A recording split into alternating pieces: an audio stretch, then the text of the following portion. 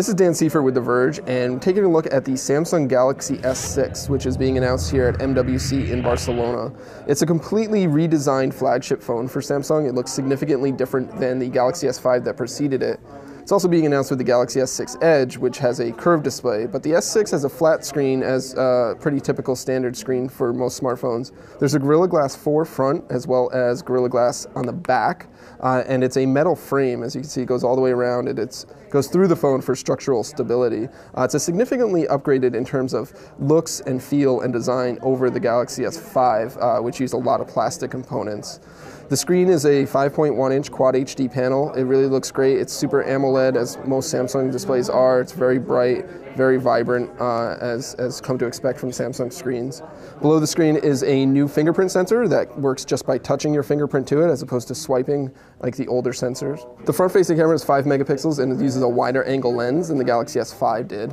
But around back, there's a new 16 megapixel camera. You can see it kind of doesn't lay flush with the back here, but it's a brighter lens. It's a faster camera. Samsung says there's a lot of tricks in here to make it a better camera than ever before. They've adjusted the processing, adjusted the color to address many of the complaints that users have had with the cameras in the past.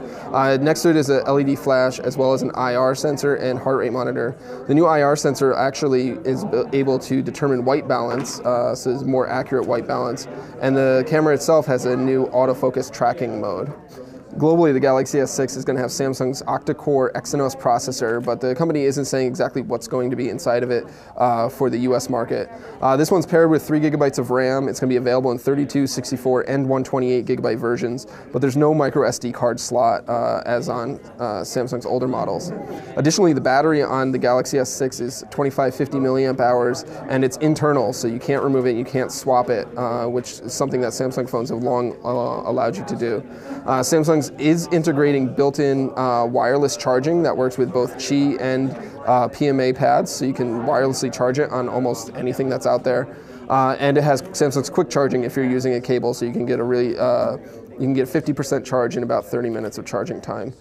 Additionally, the speaker's been moved to the bottom. Samsung says it's 1.5 times louder than the S5 and sounds crisper and clearer and with better bass response. Overall, the Galaxy S6 is a pretty significant improvement in terms of design and aesthetics and feel over Samsung's older phones. It really feels nice in your hand, it feels nice when you're using it, and it looks pretty nice too. It'll be available in Q2 across the world and probably on every carrier that you can find.